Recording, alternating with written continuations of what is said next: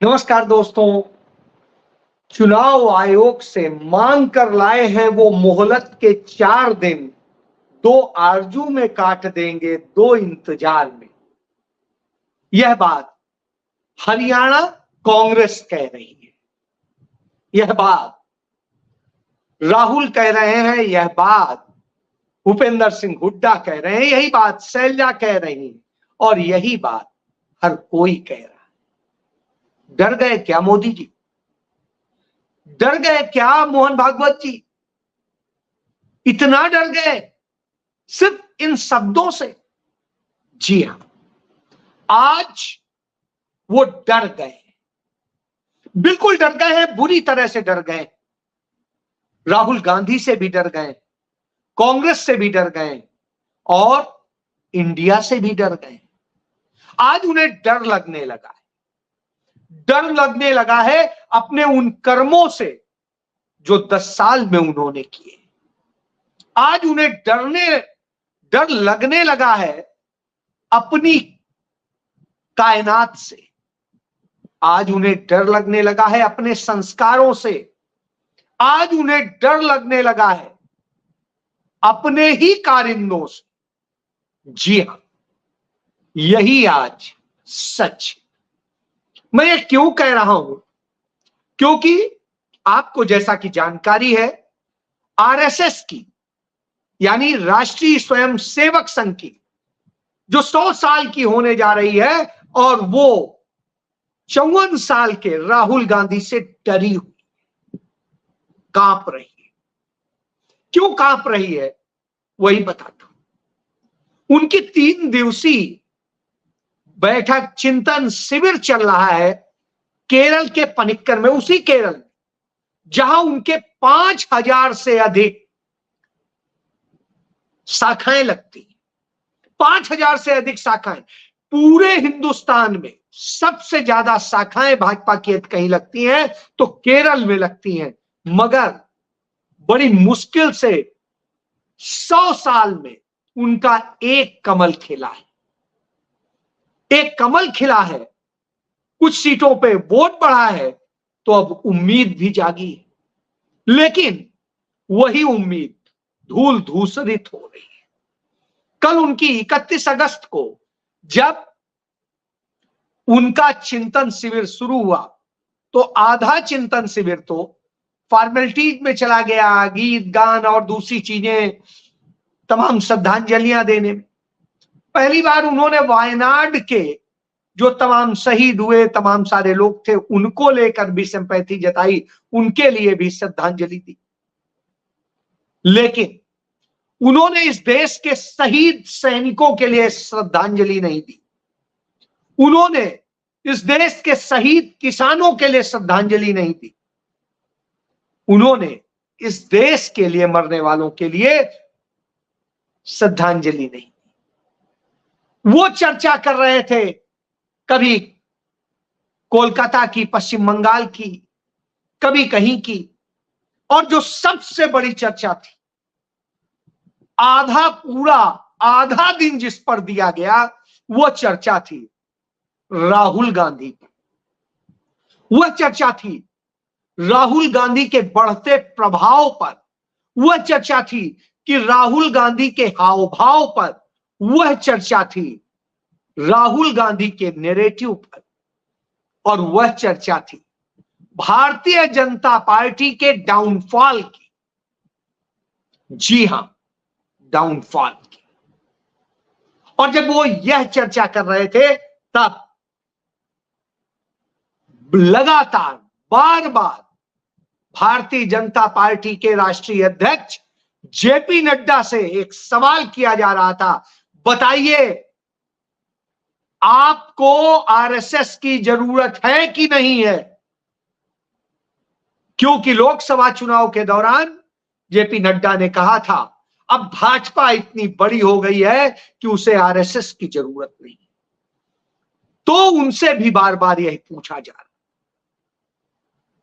तो हाथ जोड़े बैठे जेपी नड्डा बार बार कह रहे थे कि नहीं, बिल्कुल जरूरत, बार बार जरूरत, कान पकड़ रहे थे। बहरहाल जब वो अपने ही वक्तव्यों के लिए क्षमा मुद्रा में थे, उसी वक्त चर्चा हो रही थी। उसी चर्चा से निकला कि आखिर क्यों जम्मू कश्मीर में भारतीय जनता पार्टी आरएसएस खड़े नहीं हो पा रहे। इतना नैरेटिव, इतनी नफरत, इतना सब कुछ फैलाने के बाद भी कुछ नहीं हो पा रहा है। पंजाब में भारतीय जनता पार्टी ने सभी दलों के नेताओं को तोड़ लिया। बावजूद इसके कांग्रेस का एक बड़ा खेमा, या कहें जो पहले 2022 के पहले जो कांग्रेस कहलाती थी, वो पूरी कांग्रेस आज भाजपा में। फिर भी कांग्रेस 7 एमपी लेके आ जाती है और 2 सीटों पर तो वो जीतते जीतते रह गई, यानी 9 सीटों पे वो इतनी स्ट्रांग थी। सवाल खड़ा हो जाता है, सवाल खड़ा हो जाता है कि क्यों हरियाणा में हम सिमटते चले गए। कांग्रेस 5 एमपी भी लाती है और सबसे ज्यादा वोट भी लेके आती है। क्यों हम चंडीगढ़ में सिमट गए, जहां हम 80,000 से अधिक वोटों से जीते थे, वहां पर हमारी स्थिति खराब हो गई, हम हार गए। और वह सक्सारा जो जिंदगी भर चंडीगढ़ में रहा, जो आरएसएस के पूरे परिवार का है, जड़ से जुड़े हुए परिवार से। फिर चर्चा हो रही थी कि दिल्ली में इतना सब कुछ करने के बाद भी हम खड़े नहीं हो पा रहे। क्यों अड़ोस पड़ोस के तमाम राज्यों में हमारी यह स्थिति हो गई है। भारतीय जनता पार्टी की इतनी बुरी स्थिति महाराष्ट्र में क्यों हो गई है। क्यों झारखंड में भी हम वह नहीं कर पाए जो सोचते थे। क्यों उत्तर प्रदेश में हम निपट गए। तब वही हुआ जिसका डर था। तब हुआ कि राहुल गांधी भारत जोड़ो हैं, राहुल गांधी सहिष्णुता की बात कर रहे हैं, राहुल गांधी भाईचारे की बात कर रहे हैं, राहुल गांधी सबको, संविधान को के अनुकूल चलाने की बात कर रहे हैं। राहुल गांधी ने तो मोहब्बत की दुकान खोल दी। समस्या तो यहां है। अच्छा, लद्दाख में हम क्यों हार गए।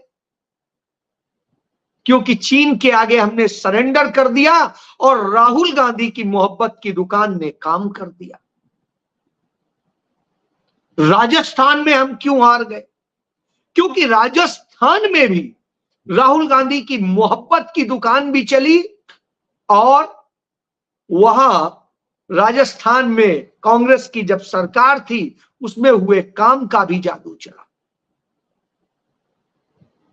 बड़ी चिंता की बात थी कि आखिर ये हो क्यों रहा है। तब फिर वही निकल के आया कि तो फिर नफरत की दुकान सजाई जाए, नफरत का बाजार सजाया जाए और अब ज्यादा कुछ न बोला जाए, मॉब लिंचिंग होते रहने दे और तमाम चीजें होते रहे। उसके इशारे दिए गए कि गौ हत्याएं बहुत हो रही हैं, इन पर कुछ कीजिए। समझ गए। नतीजा यह हुआ कि महाराष्ट्र में गौरक्षा के नाम पर, मांस के नाम पर और तमाम तरह से हमले शुरू हो गए, लिंचिंग शुरू हो गई। उत्तर प्रदेश में लिंचिंग शुरू हो गई। कई और राज्यों में भी आपको देखने को मिलेगी। हरियाणा में चरखी दादरी में जिस तरीके से 2 बिहारी मजदूरों को मारा गया, जिस तरीके से किया गया, आप समझिए। ट्रेन में एक व्यक्ति खाना लेके जा रहा था अपनी बेटी के लिए, स्वाभाविक सी बात है, वो मीट खाते थे तो मीट लेके जा रहा था, तो यह कह के हमला किया गया कि ये तो गौ मांस है। अब पता नहीं कहां से एक्सरे हो जाता है उनको। हालांकि आज तक निकला नहीं है जहां जहां आरोप लगे। तो आप समझिए यह शुरू हो गया। जब यह शुरू हो गया तो लोगों ने कहा कि सिर्फ यही खतरा नहीं है, किसान भी खतरा है। किसान बैठे हैं, कल उनसे दिनेश फोगाट भी मिलने गई थी। किसानों ने हुंकार भरी कि हम तो अब छोड़ेंगे नहीं, सिरे तक पहुंचा के रहे। फिर एक डर, तो किसानों के नैरेटिव को कैसे तोड़ा जाए, इसके लिए किसानों के लिए स्पेशली इस तरीके से प्लानिंग की जाए कि उनमें फूट डाली जाए, उनको कहीं ना कहीं दूसरी तरीके से बांटा जाए, कहीं पर सिख और जाट की लड़ाई की जाए, कहीं पर दूसरे तरीके से जातियों में बांट दिया जाए कि हाँ तुम सैनी हो, तुम पंजाबी हो, तुम हिंदू हो, तुम मुस्लिम हो। इस तरह से कुछ कीजिए, इस पर काम शुरू कीजिए, उन जातियों के नेताओं को और लगाइए और उन पे काम कीजिए। अच्छा, फिर लड़कियों की सुरक्षा का विषय उठा तो उनका आप बात ही मत कीजिए। आप कोलकाता के उस रेप केस को ही आगे बढ़ाए रखिए मीडिया से। पश्चिम बंगाल में कुछ हो जाए, कांग्रेस शासित राज्यों में कुछ हो जाए, दूसरे गैर भाजपा शासित राज्यों में कुछ हो जाए, उसे बिल्कुल अपने मीडिया के जरिए उठा दीजिए, हवा बना दीजिए। पश्चिम बंगाल में एक नर्स को जब वो फीड दे रही थी एक मरीज को, तो मरीज का नर्स का आरोप है कि उस मरीज ने उसके साथ बदतमीजी कर दी, छेड़छाड़ कर दी। इसी तरीके से एक और ने आरोप लगा दिया। उसे नेशनल मीडिया में आगे बढ़ाइए, उसे पूरे देश में फैलाइए कि यह अराजक की स्थिति है। तब लोगों ने कहा कि सर हमारे राज्यों में ही ज्यादा हो रहा है। इसका एक आंकड़ा भी मिला और वो आंकड़ा बताता है कि किस तरीके से भाजपा शासित राज्यों में यह अपराध सबसे ज्यादा हो रहे हैं। तो जब उस पर बात होती है तो फिर घबराहट खड़ी हो जाती है कि आखिर अब इसका क्या किया जाए, क्योंकि सबसे ज्यादा रेप कहां हो रहा है? भाजपा शासित राज्य में, उत्तर प्रदेश में। एनसीआरबी के आंकड़े कहते हैं महिलाओं के खिलाफ अपराध में यूपी नंबर 1 है, महिलाओं के अपहरण के मामले में यूपी नंबर 1 है, गैंग रेप के मामले में यूपी नंबर 1 है, हत्या के मामले में यूपी नंबर 1 है, हिरासत के मौत के मामले में यूपी नंबर 1 है और दहेज हत्या के मामले में यूपी नंबर 1 है। जो पूरे देश में महिलाओं के प्रति अपराध के आंकड़े हैं उनमें नंबर 1 पर यूपी है, जहां 15,828 मामले दर्ज हुए थे, जो लास्ट फिगर है एनसीआरबी का। और उसके बाद में सेकेंड नंबर पर दिल्ली है। अब तो उनका दिल्ली तो आप है, तो उनका नहीं सर, दिल्ली में आम आदमी पार्टी की तो सरकार है, लेकिन लॉ एंड ऑर्डर और क्राइम हमारे पास है, मोदी जी के और अमित शाह जी के सीधे अंडर में। तो उनका अच्छा, तो वहां पर भी 3,336 महिलाओं के साथ रेप हुए, जैसे यूपी में करीब 16,000 के साथ हुए। और उसके बाद उनका तीसरे नंबर पे महाराष्ट्र है, वहां पर भी हमारा ही राज है, वहां पर 1,500 से अधिक हुए हैं। इसके अलावा फिर उन्होंने कहा चौथे नंबर पे भी हमारा ही राज्य है, हरियाणा, जहां सबसे ज्यादा रेप हुए हैं, वहां पर भी करीब 1500 के आसपास है। और फिर उसके बाद में बात हुई कि बिहार, तो बिहार में भी एनडीए ही सरकार है। अब किया क्या जाए? तो साहब इसी पर चर्चा होती रही कि कैसे नैरेटिव बनाया जाए, तो कहीं पर यह नहीं समझ में आ रहा। जो पहलवान बेटियों के साथ घटना हुई थी वह बड़ी चिंता का विषय है। हरियाणा में हमने तारीख बदल दी, 4 दिन हमने बढ़ा दिए, तो वो 4 दिन की बात। तो अब उसमें भी कोई बहुत हम नैरेटिव कितना बना पाएंगे ये देखना होगा। संघ ने कहा हम वो 4 दिन हम लगाएंगे। ठीक है भाई, 4 दिन आप लगाइए। इसके अलावा बात हुई कामगार परेशान है, आत्महत्याएं कर रहे हैं, तो उस पर चर्चा हुई। फिर फंस गए कि एमएसएमई पे तो हमने बर्बाद किया है, हमारे समय में 38,000 जो है एमएसएमई बंद हो गया, 38%। तो अब आप समझिए, फिर उन्होंने कहा अच्छा तो हम ये छोटी जातियों और उन पर कहा उन पर भी राहुल गांधी बोल रहे हैं। तो यानी राहुल गांधी एमएसएमई पर बोल रहे हैं, राहुल गांधी बेरोजगारी पर बोल रहे हैं, राहुल गांधी युवाओं के भविष्य पर बोल रहे हैं, राहुल गांधी लड़कियों की सुरक्षा पर बोल रहे हैं, राहुल गांधी किसानों पर बोल रहे हैं, राहुल गांधी दलितों पर बोल रहे हैं। तब फिर करेंगे क्या? राहुल गांधी तो समस्या बन गए। तो और नरेंद्र मोदी चले गए तो हमारा सारा ओरा खत्म हो जाए। जो इतना सब कुछ मिला हुआ है, कारपोरेट हमारी मीटिंगों को और सबको स्पॉन्सर करता है, वो सब कैसे होगा? उत्तर प्रदेश में हमने 10 बड़ी कंपनियां कारपोरेट की उनको कह दिया है कि अपना सीएसआर फंड सिर्फ यूपी में लगा दो, जिससे आने वाले विधानसभा चुनाव में सपा न जीते पाए। तो वो करीब 250 करोड़ रुपया लगाएंगे। तो इस तरह से तमाम चीजें दी गई कि कैसे कैसे किया जा रहा है, लेकिन इससे भी बात नहीं बन रही। तो पूछा गया बात कैसे बनेगी? तो कहा गया कि बात ऐसे बनेगी कि राहुल गांधी को कैसे काबू किया जाए। तो यह हुआ कि राहुल गांधी का ओरा तो लगातार बढ़ रहा है, राहुल गांधी की प्लानिंग बड़ी सटीक हो रही है। अब वो अमेरिका में राष्ट्रपति पद का चुनाव चल रहा है, इस दौर में वो वहां जाएंगे, वहां वो कुछ मीटिंग्स करेंगे। तो 3 दिन लगातार उनकी मीटिंग है और उनमें वहां के थिंक टैंक से लेके सबसे मीटिंग है। तो वर्ल्ड लेवल पर भी वो एक नैरेटिव सेट करेंगे। निश्चित रूप से अमेरिका सरकार को भी यदि लगेगा कि राहुल गांधी से पंगा लेना ठीक नहीं है, तो वो भी हमसे बैकफुट में आ जाएगा, अभी हमारे साथ खड़ा है। परेशानी ये कि राहुल गांधी नेशनल लेवल पे, राहुल गांधी रीजनल लेवल पे, राहुल गांधी लोकल लेवल पे और राहुल गांधी इंटरनेशनल लेवल पे मोदी को खत्म कर रहे हैं, आरएसएस को एक्सपोज कर रहे हैं, हमारी नीतियों को एक्सपोज कर रहे हैं। इतनी सब चर्चाओं के बाद भी, तमाम चिंतन, भोजन, विश्राम सब करने के बाद उसका अभी तक तो समाधान नहीं आया है। आज दूसरा दिन खत्म हो गया। अब आप समझ सकते हैं कि 2 दिन के चिंतन पे भी राहुल गांधी का नहीं समझ में आया।